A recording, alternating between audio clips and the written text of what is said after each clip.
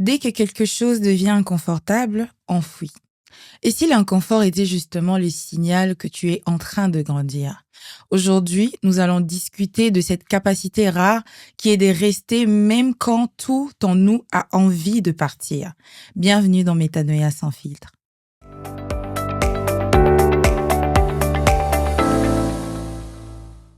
Bienvenue Enoch, Merci. encore une fois. Bah ouais, encore une fois. Merci d'avoir accepté l'invitation. Je remercie aussi de m'avoir invité. C'est toujours un plaisir d'être ici. Parfait. Aujourd'hui, on va parler de l'inconfort, pardon. Mais je t'avoue que je suis confortable ici. Hein. J'espère que c'est pas ça le problème. Mais Non, oui, pas du tout. c'est un bon sujet. Pas du tout. Donc, moi, je voulais savoir comment tu interprètes l'inconfort. Ok, alors moi je dirais que l'inconfort, c'est toute situation ou sensation inhabituelle. Déjà, c'est le premier volet, inhabituel, qui nous impose des nouvelles pratiques ou des nouvelles décisions ou de nouvelles façons de faire. Voilà, en gros. Ok. Et moi, de mon côté, je dirais plus, comme je l'ai dit dans l'intro aussi, lorsqu'il y a un confort, cela veut dire qu'il y a quelque chose. Donc, faudrait peut-être se poser les bonnes questions. Est-ce que c'est un signal? Est-ce que, comment je peux dire? Est-ce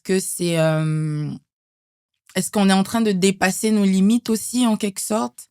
Donc, voilà. Ça serait plus simple que ça, en tout cas. C'est plus simple que ça qui me vient en tête. Ça se rejoint très bien, bien Ouais. sûr. Ok, parfait. Donc, comment qu'on va fonctionner? On va juste, je pense qu'on va être quand même assez court, mais juste un développement par rapport au point que j'ai ici, puis chacun de nous va partager son avis. Parfait, je suis en phase. Ok, super. Donc, par rapport à l'inconfort, qu'est-ce qu'on fuit exactement? As-tu déjà vécu une situation où tu fuyais l'inconfort? Si oui, raconte-nous qu'est-ce qui s'est passé. Bah oui, qu'est-ce qu'on fuit exactement? C'est ça, c'est la peur de l'inconnu. Comme je dis, c'est la situation et même la sensation, parce que parfois tout est au niveau émotionnel. Qu'est-ce qu'on ressent? On a peur d'avoir une discussion assez gênante, par exemple. C'est une situation inconfortable. Parfois, c'est le contexte ou la situation, l'environnement dans lequel on vit. Mais moi, je pense que on va aller sur deux types. Il y a l'inconfort qu'on choisit et il y a l'inconfort qu'on subit. Tout le monde aimerait rester dans son lit quand il fait -20, mais il y en a qui ont décidé de se remettre au sport, qui ont des objectifs précis et qui décident d'aller soulever des kilos, des poids. C'est une situation inconfortable, mais on l'a choisi parce qu'on a un objectif derrière, parce qu'on voit l'issue, on sait ce que ça va nous apporter, cet inconfort-là. Les parents qui décident de donner une juste mesure à l'enfant, pas parce qu'ils en manquent, mais pour lui apprendre la vie, pour lui apprendre ce que c'est le manque, pour lui faire découvrir d'autres sensations et une autre perception de la vie, c'est une décision. Alors, lorsqu'on prend cette décision-là d'être inconfortable pour un objectif précis, on le vit moins. On le vit bien plutôt. On sent moins le poids et les contraintes que cela apporte. Mais lorsqu'on le subit, il y a une situation il y a un contexte surprise. On ne s'attendait pas à ça, on n'a pas d'argent, on ne sait pas quoi manger, on ne sait pas comment payer ci ou ça, on a un cas de maladie, c'est une situation inconfortable qui nous tombe dessus. Et on est obligé en ce moment-là de s'habituer contre vents et marées. Donc, pour moi, pour me résumer, ça peut être un choix comme une conséquence fortuite. Et dans les deux cas, pour moi, l'inconfort rime avec l'adaptabilité, qui est une capacité, une posture qu'on peut développer soi-même, qui nous permet ou qui nous permettra dans le futur, dans ce genre de cas, surtout dans des situations qui vont être surprises, de nous adapter facilement. Donc, comme on dit, c'est comme avoir secrètement un plan A, B, C jusqu'à Z. À chaque situation, notre capacité d'autodéfense nous permet tout de suite de nous ajuster et de ressentir moins le choc. Ça ne veut pas dire qu'on ne le ressentira pas. On va ressentir moins. Alors, je dirais aussi que l'inconfort n'est pas un danger, forcément. C'est une situation à travers laquelle on peut apprendre beaucoup de choses. toujours mettre un bémol sur l'inconfort toxique aussi, hein, des gens qui sont dans des relations toxiques. Rien ne va, mais on y reste. Alors, dans le toxique, donc tout ce qui est toxique, c'est ce qui est à éviter. Tout ce qui est utile, c'est ce qui est... On peut traverser cet inconfort-là. Ce qui est Ouais. utile, ça veut dire que moi, quand j'ai quitté mon pays pour venir ici, au Canada, quand j'ai immigré, bien sûr, pour les études, c'était une situation inconfortable. J'avais mon emploi, j'avais mes habitudes de vie. Il fallait tout changer, fallait tout traiter à distance. Il fallait apprendre à chercher un nouvel emploi alors que j'en avais, ça faisait plus de 5 ans que j'étais stable. Je n'avais pas fait de lettres pour demander, sauf quand ça m'amusait un peu. Mais là, c'était une question de vie. Fallait le faire parce qu'on va vivre de ce salaire-là. Faut chercher. C'est une situation inconfortable, mais qui m'a permis, je vais te donner un exemple. Moi, j'ai toujours eu dans mon parcours à gérer plusieurs employés, des centres d'appel et plusieurs. Mais il m'est arrivé, moi, d'appliquer sur un poste qui était beaucoup plus bas que ce que j'avais. Hmm. Donc, je dirais heureusement, on m'a pas retenu. Ce Mais qui si on me était... retenait, Ok. si on me retenait dans ce poste-là, je serais un agent dans un centre d'appel. Hmm. Et entre moi et un agent dans un centre d'appel, il y avait 5 postes. La position que j'occupais plus tôt. C'est une situation inconfortable. Mais ça m'aurait permis et ça m'a permis de voir autre chose, de savoir, par exemple, mes administrés percevaient de ma gestion à moi. Hmm. Parce que là, quand je me remets tout petit, je sais voir ce que les gestionnaires font et j'arrive à me plaindre. Et ça me fait, OK. Donc, moi aussi, quand je gérais, peut-être que je faisais la même chose. Donc, on apprend toujours des situations inconfortables, mais quand c'est utile. Il y a Hmm. des inconforts qu'on peut éviter parce que c'est toxique, tout simplement. OK, donc, je pense qu'il faut pas fuir, tout simplement. Il faut éviter celui qui est toxique Ok. et affronter, Affronter. traverser Ok. celui qui nous permet Hmm. tout de même quand on arrive ici, on arrive finalement à rencontrer de bonnes personnes, Hmm. on arrive à gagner d'autres choses, on se dit, finalement, je me suis réorienté. Je pense que quelqu'un sur la réorientation professionnelle, c'est un Hmm. risque, c'est une situation inconfortable, on perd ses automatismes, ses habitudes, mais il se peut que dans la surprise, on se rende compte que il y en a qui ont rencontré leur conjointe dans une situation inconfortable. J'ai Hmm. quitté tel métier, je suis allé, mais finalement, à quelque chose, malheur est bon, pour certains qui le disent. Donc, c'est ça. Le confort, l'inconfort, c'est ce qui nous impose une adaptabilité. Il faut savoir faire le tri. La partie toxique, éviter. La partie utile, affronter et traverser. Hmm. Voilà, ça, c'est ce que je pense. Yes. Et quand Et tu... toi-même, que- qu'est-ce que tu en penses? Ben, avant de dire qu'est-ce que j'en pense, il y a quelque chose qui m'a tiqué lorsque tu as dit la partie toxique, le mettre de côté. Mhm. Ça encore, il faudrait savoir qu'on est vraiment dans une toxicité. Oui, Parce que... mais tout revient à la définition. C'est une situation inhabituelle. Ça veut Hmm. dire quand la situation inhabituelle arrive, c'est de regarder, mais pourquoi elle m'arrive? Est-ce que je continue dans comment je Hmm. faisais avant? Est-ce que je continue sur cette voie? Parfois, on n'a pas le choix. Hmm. OK? Hmm. Parfois, on n'a pas le choix. Quand on passe à travers, j'ai essayé, j'en peux plus. Ça, c'est pas bon pour moi. Comme la plupart des femmes qui se font battre dans des foyers, ça veut dire elle est là, on lui dit, ça va aller, ça va aller. C'est pas mauvais de croire que ça va aller. C'est de faire des efforts, justement. Mais au bout d'un certain moment, c'est de s'arrêter, de dire, non, non, non, là, je pense que ça ne va plus, je dois quitter. Hmm. Le réflexe, ce n'est pas de fuir au premier coup. C'est vrai qu'il y a des situations où on a comme des red flags, on voit que tout de suite, c'est chaud. Mais quand la situation arrive, on essaye d'affronter, on fait le tri au fur et à mesure, voir est-ce que ça, c'est vraiment... comment on arrive à savoir, c'est quand on apprend de cette situation-là. Ok. Quand l'inconfort, au bout d'un moment, ne t'apprend rien, tu n'arrives pas à gagner une seule leçon ou à Hmm. tirer un seul bénéfice, Hmm. c'est là que tu dois mettre un terme. Ça veut dire que ce n'est pas utile, c'est Hmm. toxique. Hmm. Mais quand dans cette situation-là, ça te permet de gagner une relation, ça te permet de voir le revers de la pièce, ça te permet, dans une discussion difficile, de savoir, ah, finalement, voilà ce que l'autre pense de moi de façon générale. Ah, voilà à Ok. quel niveau je l'ai blessé. Tu arrives à gagner quelque chose, c'est-à-dire que c'est une situation inconfortable qui a été utile tout de Hmm. même. Voilà. Yes. Oui, 100%. Mhm. Bon point. Très Et bien. moi, de mon côté, je voyais plus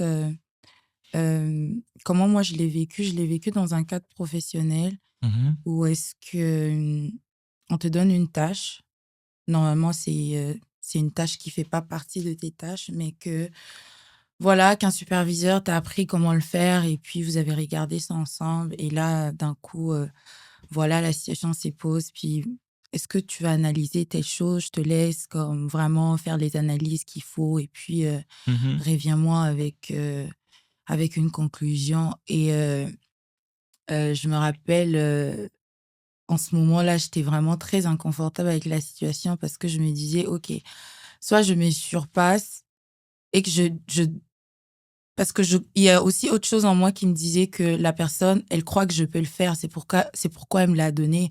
Mhm. Sauf que moi, il y avait le côté aussi où je me sentais pas capable.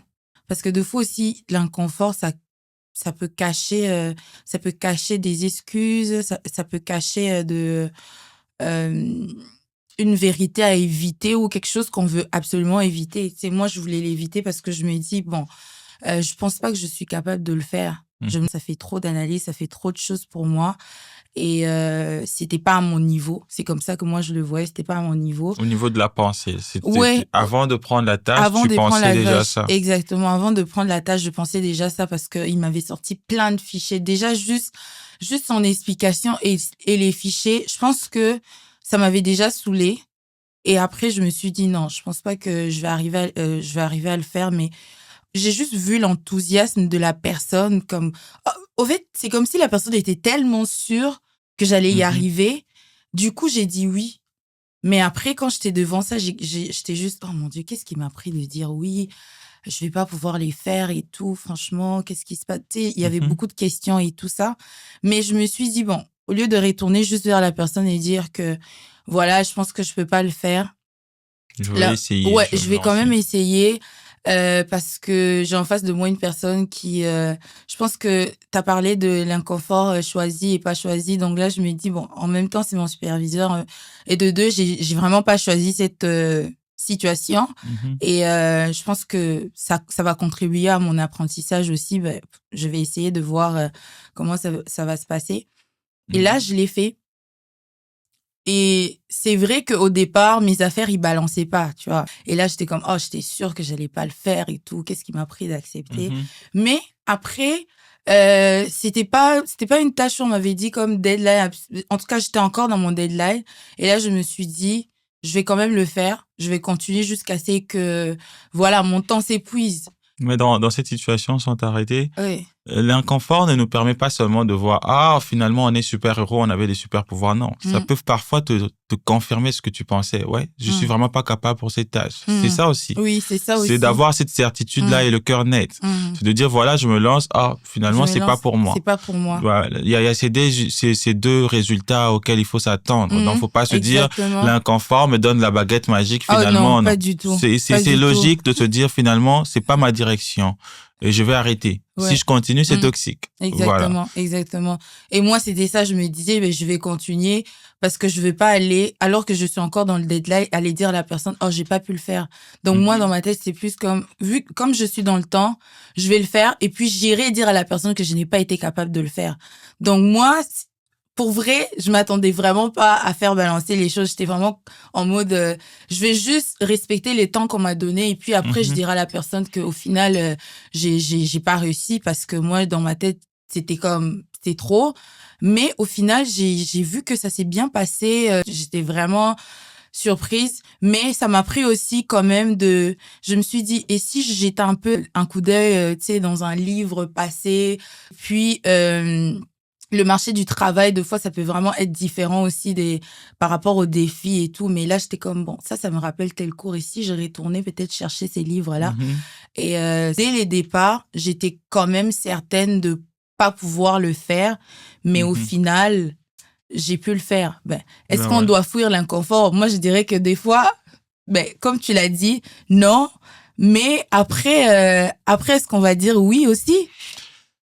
Non, je dirais pas fuir, mais éviter. Éviter? Éviter. Fuir, c'est de loin. Éviter, ça Ok. veut dire j'ai fait le tri, j'ai balancé, je dis non, ça, c'est une décision, Ok. ok, rationnelle à partir des faits. Hmm. Ça, je ne prendrai pas. Yeah. Ça, je prendrai.